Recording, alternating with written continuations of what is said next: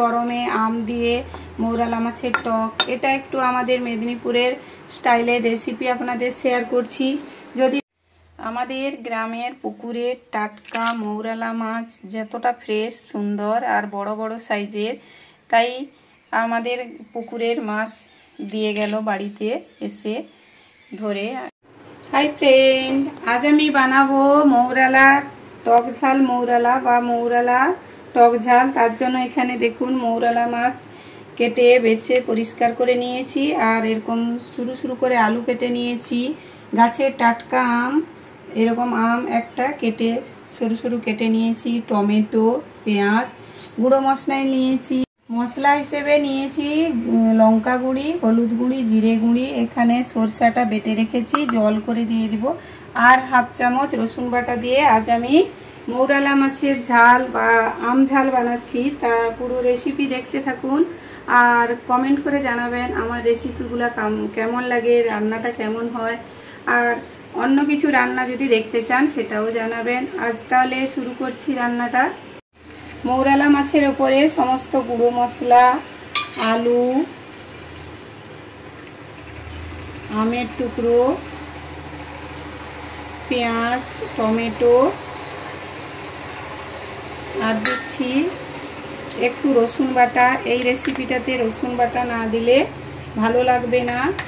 দিয়ে কাঁচা সর্ষের তেল দিয়ে ভালো করে মাখিয়ে নেব লবণ দিয়ে। পরিমাণ মতো লবণ।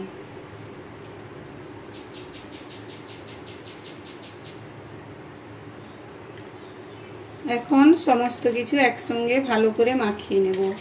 শুধু সর্ষে বাটাটা পরে দেব তার জন্য, আর বাকি সমস্ত মশলা দিয়ে আমি মাছটা, আম, মাছ, টমেটো সমস্ত কিছু দিয়ে মাখিয়ে রেখে দেব।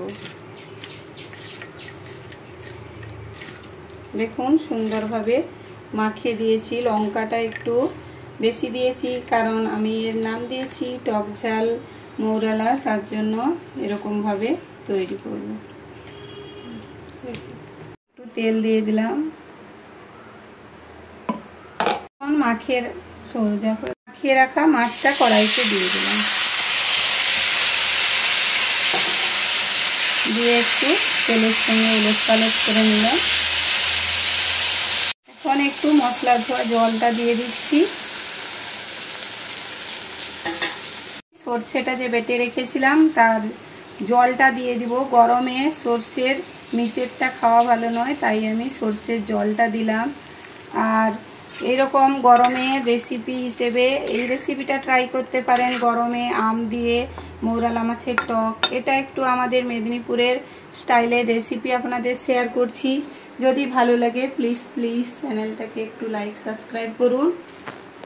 এখন ঢাকা দিয়ে আমি রেখে দেব। নামানোর আগে আপনাদের আবার দেখাচ্ছি, পুরো রেসিপিটা দেখবেন আর খুব সহজে চটপট বানিয়ে নিতে পারবেন। একবার ঢাকনাটা উঠিয়ে আমি মাছটা দেখুন উল্টে দিচ্ছি, তাহলে উপর নিচ করে দিলে বেশি ঘাঁটা যাবে না, তাহলে মাছটা ভেঙে যাবে। আবারও ঢাকা দিয়ে দেব। দেখুন মাছটা আমার জলটা শুকিয়ে গেছে। এখন ওপর থেকে একটু কাঁচা সর্ষের তেল ছড়িয়ে দিব, আর 5 মিনিট এরকম তেলটা ছড়িয়ে দিয়ে ঢাকা দিয়ে রেখে দেব। টমেটো, আম দিয়েছি তাই খুব সামান্য একটু চিনি দিয়ে দিলাম, যাতে একটু টকটা ব্যালেন্স হয় আর খেতেও অসাধারণ লাগে। অবশ্যই এই রেসিপিটা ট্রাই করুন আর আমার রান্নাটা লাস্ট পর্যন্ত দেখতে থাকুন। রান্নাটা হয়ে গেছে, এখন নামিয়ে রাখবো।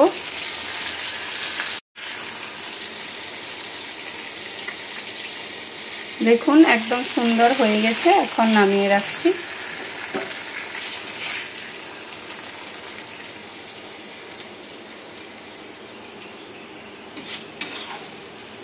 আজকে শিলাস কুকিংয়ের লাঞ্চ থালিতে হয়েছে ভাত, ডাল, লাউয়ের ডাল, চিচিঙ্গার ভাজা, আর করেছি মৌরালা মাছের আম টক, আর করেছি চাটনি দিয়ে আজকের লাঞ্চ থালি আপনাদের